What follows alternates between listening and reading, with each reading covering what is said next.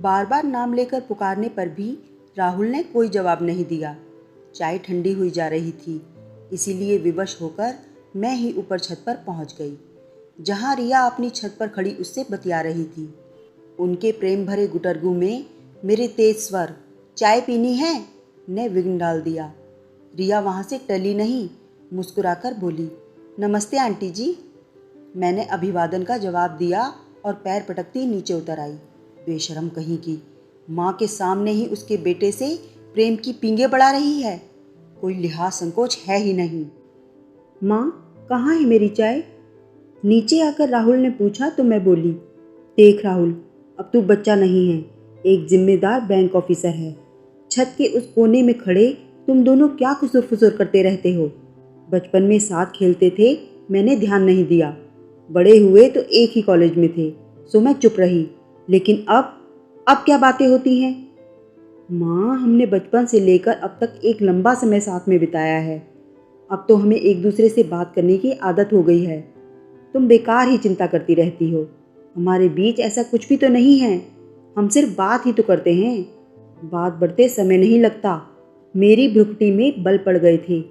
अपने योग्य सुंदर बेटे की पड़ोस की साधारण सी रिया से नज़दीकियाँ मुझसे बर्दाश्त नहीं हो रही थी। राहुल के कुछ भी तो नहीं है कहने पर भी मुझे विश्वास नहीं हुआ। रिया के बदले रुख पर मैं हैरान परेशान रहती थी। आजकल आए दिन कभी पकोड़े की प्लेट तो कभी अचार की शीशी लिए हाजिर हो जाती थी। ऐसे ही एक दिन वो घर पर आ धमकी। उसे देखकर मैंने कहा, "सूट तो बड़ा सुंदर है, इसे दिखाने आई थी या पकोड़े देने?" "कुछ भी समझिए आंटी, वैसे कैसी लग रही हूँ?" "ठीक है," मुझे कहना पड़ा। उसे देखकर ही मैं शक में पड़ जाती। बचपन में दिन रात साथ खेलते बच्चों को जवानी में अलग कर देना बहुत मुश्किल होता है। हम 3 बहनों की संतानों में राहुल इकलौता बेटा है। पति के खानदान में भी वह सबसे बड़ा और लाड़ प्यार से पला था। उसकी शादी को लेकर हम सबने बड़े सपने संजोए थे, लेकिन हमारे सारे अरमानों पर पानी फिर गया। जल्दी ही राहुल ने रिया से शादी की घोषणा करके हम सबको गहरा आघात दिया। हजारों कमाने वाले राहुल की अकेली शादीशुदा बहन रागिनी ने इसका पुरजोर विरोध किया। मैंने तो घर छोड़कर जाने की धमकी तक दे डाली, पर राहुल पर कोई असर नहीं हुआ। वह बोला, "आप घर छोड़कर क्यों जाएंगी? मैं ही अलग हो जाऊंगा। बस रिया से शादी करवा दीजिए।" उसकी बात सुनकर मैं गुस्से से बोली, "सारे फैसले तो खुद ले ही चुका है, शादी भी कर ले।" तब वो बोला, "ठीक है, कोर्ट मैरिज कर लेता हूँ।" मुझे तो आपके विरोध का कारण ही समझ नहीं आ रहा है। रिया हमारी जाति की है, पढ़ी लिखी अच्छे परिवार की है और सबसे बड़ी बात मुझे पसंद है। मैं बोली, "मैंने जैसी बहू की कल्पना की थी वो वैसी नहीं है। सिर चढ़ी नखरैल, पता नहीं क्या देखा तूने उसमें।" वो जिद्दी स्वर में बोला, "शादी तो मुझे करनी है, मुझे पसंद है वो।" ये सुनकर रागिनी बोली, "भैया, आपको मम्मी से ऐसे बात नहीं करनी चाहिए।" इस पर राहुल ने रागिनी को डपट कर कहा, "तू चुप रह, मम्मी की चमची। अभी 2 दिन में संदीप के पास चली जाएगी। तूने भी तो की थी अपनी पसंद से शादी, मैंने कोई विरोध किया था?" रागिनी चुप हो गई। उसने भी लव मैरिज की थी, लेकिन मैंने उसमें अपनी सहमति दी थी। मैं कुछ बोलती उससे पहले राहुल के पापा बोले, "राहुल की शादी रिया के साथ ही होगी। जवान लड़का घर से चला जाए, यही चाहते हो क्या तुम लोग? ये सब मैं नहीं होने दूंगा। अब कोई एक शब्द नहीं बोलेगा, शादी की तैयारी करो।" उसके बाद सबने चुप्पी साध ली। शादी बारात तक मैं बिल्कुल शांत रही। मुंह दिखाई में हमने रिया को 5 तोले का हार दिया, लेकिन ये देखकर मेरा मुंह उतर गया कि रिया के माता पिता ने दान दहेज काफ़ी कम दिया था। हालांकि बारातियों का स्वागत बढ़िया किया था। रिया की व्यक्तिगत सभी चीज़ें अच्छी क्वालिटी की थी, पर हर पारंपरिक सास जैसे घर के अन्य सदस्यों व वर के लिए कीमती गिफ्ट व नकद की अपेक्षा करती है, मैं भी कुछ उसी तरह की अपेक्षाएं पाले बैठी थी। पर राहुल के पिता का सख्त निर्देश था कि मुंह खोलकर कोई मांग नहीं की जाएगी।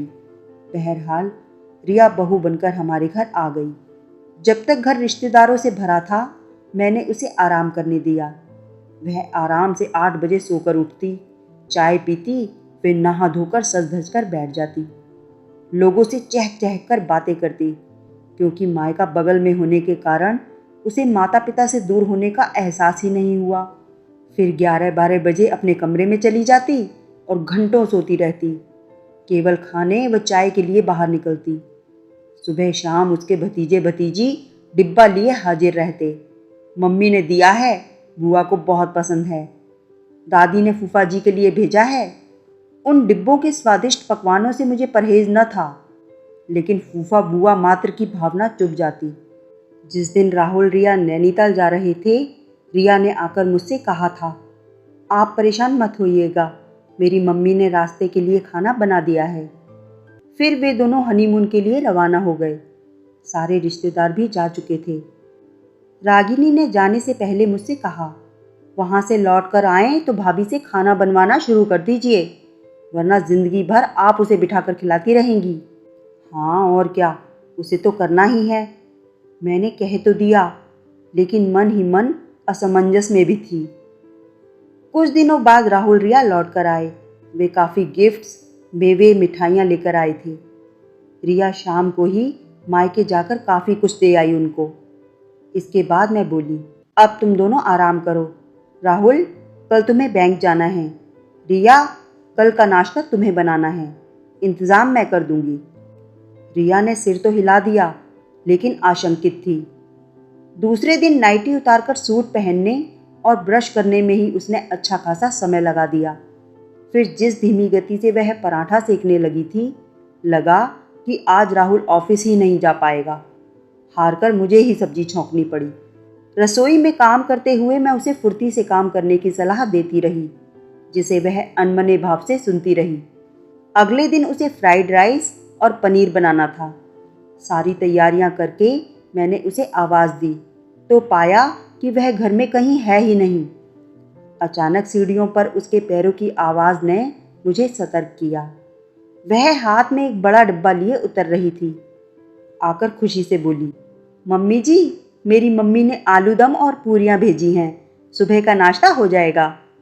उसकी बात सुनकर मैंने चिढ़कर कहा, तुम दोनों का तो हो जाएगा पर हमारा नहीं। कब तक कुछ सीखने की जगह डिब्बा लाती रहोगी? अब छोड़ो ये सब। लेकिन रिया ने मेरी एक न सुनी। छत पर उसका मायके वालों से लेन देन चलता रहा। कभी कभी तो वह कचौड़ी, हलवा, पोहे का डिब्बा लिए अपने कमरे में चली जाती और खा पीकर छत से ही डिब्बा फिर से खाना देने के अनुरोध के साथ लौटा दिया जाता। उसका पेट भरा रहता तो खाना बनाने में उसकी दिलचस्पी कम रहती। मुझे गुस्सा तो बहुत आता, लेकिन कुछ कह न पाती। राहुल की शह जो मिल रही थी उसे। नई नवेली पत्नी के 100 खून माफ होते हैं, लेकिन असली गलती रिया की माँ कर रही थी। इसीलिए एक दिन बिना बताए मैं उनके घर पहुंच गई। मेरी गंभीर मुख मुद्रा से वे थोड़ी विचलित दिखीं। मेरी खूब आवभगत हुई। उसी दौरान मैंने कहा, आपने रिया को कामकाज नहीं सिखाया, कोई बात नहीं, लेकिन छतों से डिब्बे देना, लड़की को केवल मैं और मेरा पति का पाठ पढ़ाना, क्या यह ठीक है? इस पर रिया की माँ बोली, अरे बच्ची है अभी वो, जो कुछ उसे पसंद है घर में बनता है तो दे देती हूँ, धीरे धीरे सब सीख जाएगी। तब मैंने उन्हें समझाते हुए कहा, इस तरह तो धीरे धीरे उसमें अलग रहने की भावना आ जाएगी, वह आप पर निर्भर हो जाएगी और कभी अपने घर के प्रति समर्पित ना होगी। मेरी बात सुनकर वो बोली, आप बहुत आगे की सोच रही हैं। एक माँ की तरह सोचें तो आपको लगेगा कि कुछ भी गलत नहीं हो रहा है। रिया की माँ अपनी बात पर अड़ी रही। मैंने गहरी सांस ली और जाने के लिए उठ खड़ी हुई। बाहर तक मुझे रिया की भाभी छोड़ने आई। उसने कहा, आप चिंता न करें, वह घर की छोटी है, इसीलिए जिम्मेदारी का भाव नहीं है उसमें अभी, लेकिन शादी के बाद यह भाव हर स्त्री में होना बहुत ज़रूरी है, वरना वह उस परिवार से कभी जुड़ ही नहीं पाएगी। मैं उसे समझाऊंगी। मैं घर वापस आ गई। रिया ने इधर एक नई रट लगा रखी थी कि वह नौकरी करना चाह रही है। घर से सहमति मिलने पर उसने एक स्कूल में नौकरी कर ली। अब वह भी राहुल के साथ टिफ़िन लेकर निकल जाती। दोपहर में मेरे द्वारा बना बनाया परोसा खाना खाकर सो जाती। शाम की चाय भी मैं ही बनाती। चाय पीकर वह खाने के लिए पूछती तो जरूर, पर बस रोटियां बनाकर चलती बनती। कभी कभी बेमन से बेस्वाद सी सब्जी, चटनी या रायता आदि बनाती। इसके बाद सब मुझे ही समझाते, अरे जैसा बना है खा लो, सब पेट में ही तो जाएगा। तुम तो सोचती हो वह अभी से तुम्हारी तरह एक्सपर्ट हो जाए। पापा ठीक कहते हैं माँ, राहुल बोलता। रिया उनकी एहसानमंद रहती और मुझसे खफा। रात में वो कहती, मैं रोटियां बना दूंगी, सलाद काट दूंगी, बाकी मेरे हाथ की बनी सब्जी तो आपको पसंद नहीं आएगी। अब मैं घर में मुफ्त की नौकरानी थी। तीनों टाइम खाने की व्यवस्था, घर की साफ सफाई और सजावट, मेहरी के पीछे पीछे घूमना। मैं चाहकर भी उससे कुछ न कह पाती। वह हमेशा मुझसे एक निश्चित दूरी बनाकर रखती। घर में एक और औरत के आ जाने से मेरी अपेक्षा बनी रहती कि रिया मेरी कुछ मदद करे। इसके लिए विरोध के रूप में मैं कभी सिरदर्द तो कभी कमर दर्द का बहाना बनाकर पड़ी रही कि रिया कुछ करे, लेकिन इसका और उल्टा प्रभाव पड़ा। अब तो उसके घर से सुबह शाम टिफ़िन आने लगे। वह टिफ़िन लेकर स्कूल जाती, वहाँ से लौटकर सीधे मायके चली जाती और खा पी कर लौटती। कभी कभी स्कूल में काम ज़्यादा होने पर मायके ही रुक जाती। अब घर में एक अलग ही सुगबुगाहट शुरू हो गई थी कि रिया राहुल के साथ अलग रहने की योजना बनाने लगी है, कहीं और जहाँ से राहुल का बैंक पास पड़ता हो। मैं ये सब बातें सुनकर सन्न रह गई। राहुल से पूछा तो उसने इसे हल्के में लिया। मम्मी, मैं रिया के कहे अनुसार तो नहीं चलूँगा। हाँ, उसके पापा का फ्लैट है तो 2-4 दिन जाकर रह सकते हैं। राहुल से बात करके कुछ तसल्ली हुई मुझे। छत पर कपड़े सुखाते हुए रिया ने अपनी भाभी से इस बारे में बात की। वह चुपचाप ननद की योजनाओं को सुनती रही। लगा जैसे किसी अलग ही सोच में गुम है। रिया की मेरे प्रति बेरुखी से मैं बहुत दुखी थी। मैं भी आदर्श सास बनने में नाकाम थी, सो उससे कुछ कहना भी मैंने छोड़ दिया। लेकिन इधर कुछ दिनों से मुझे रिया खोई खोई सी लगने लगी। उसका चहकना, उछलना कूदना, उधम मचाना सब बंद हो गया था। हर समय कुछ सोचती रहती। उसने छत के चक्कर लगाना और टिफ़िन लाने का क्रम भी रोक दिया था। सुबह उठकर सबके लिए चाय नाश्ता व खाना बनाती, अपना टिफ़िन लेकर मुंह लटकाए स्कूल चली जाती। अब लौटने पर मायके न जाकर सीधे घर आती। दोपहर का खाना बनाने में मेरी मदद करती, घर व्यवस्थित करती। मैं चाय बनाती तो उदास चेहरा लिए बगल में खड़ी रहती, फिर चाय पीकर स्कूल का काम करती। जब मैं रात का खाना बनाने जाती तो तुरंत किचन में पहुंच जाती। आप आराम करो माँ, मैं खाना बना देती हूँ। जैसी तुम्हारी इच्छा, कहकर मैं उल्टे पांव लौट आती। वह मसाला पीसती, जहाँ तक हो सके स्वादिष्ट सब्जी बनाने की कोशिश करती, पतली रोटियां सेकती, साथ में कोई मीठा जरूर बनाती। इस दौरान बराबर मेरा मुंह ताकती रहती कि मैं कुछ कहूँ। मैं उसमें आए इस सकारात्मक बदलाव से बेहद हैरान थी।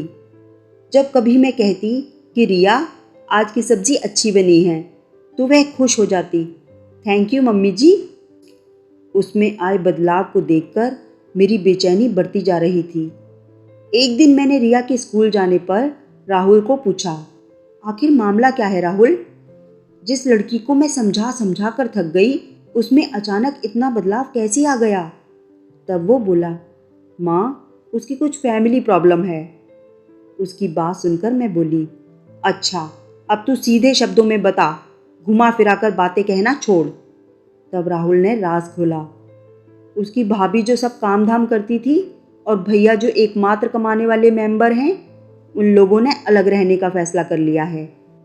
जब रिया उन्हें कुछ समझाने की कोशिश करती है तो उसकी भाभी उसको ही उल्टा सीधा बोलती है कि तुम अपने ससुराल में क्या कर रही हो जो मैं यहाँ मरती रहूं। ये सब देखकर रिया की माँ दिन रात रोती रहती है। इसीलिए रिया बहुत परेशान रहती है। रिया ने इस बात को आपसे कहने से मना किया है, पर वह यह सब सोच सोचकर परेशान है कि उसके माँ बाप अकेले कैसे रहेंगे, उनके घर का खर्चा कैसे चलेगा। यही सब सोच सोचकर रात में वह ठीक से सोती भी नहीं है। ओह, तो ये बात है। मेरे मन में भी बहुत सारी बातें उठी, लेकिन मैं चुप रही।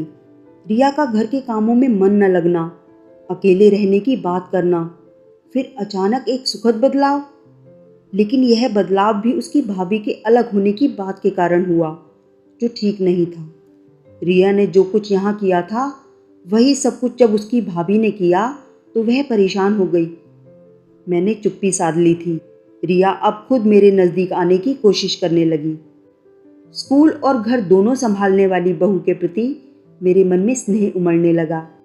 मैं उससे बोलने बतियाने लगी। वही सारी बातें जब उसने मुझे बताई तो मैंने उसे समझाया कि ये सब कुछ दिनों की मुश्किलें हैं, कड़वाहट कम होने पर सब ठीक हो जाएगा। मेरी बात सुनकर वो रुआंसी होकर बोली, नहीं मम्मी जी, भाभी मेरे बूढ़े माँ बाप को छोड़कर जाने की बात कहने लगी हैं। भैया की सैलरी से ही तो घर चलता है। पहले भाभी मुझे अपने दोनों बच्चों बंटी नेहा जैसा ही मानती थी, इसीलिए तो मैं भी अपने मायके से इतनी ज़्यादा जुड़ी हुई थी। पर अब न जाने क्यों उनमें ऐसा परिवर्तन आ गया। मुझे भी आप सबसे न निभा पाने का ताना देती रहती हैं। मैंने उसे दिलासा देने के लिए उसके कंधे पर हाथ रखा तो वह मुझसे लिपट गई। मेरा मन भीग गया। मुझे ऐसा लगा मानो मेरी बेटी रागिनी मेरे गले लगी हुई है। मेरे गले से लगकर वो बोलती जा रही थी, मम्मी जी, मैंने भी इस घर और आप सबके प्रति अपने कोई फ़र्ज पूरे नहीं किए। मैं ये सोच ही नहीं पाई कि मैं जो कुछ अपनी भाभी से आशा रख रही हूँ वैसी ही आशा आप सब भी मुझसे करते होंगे।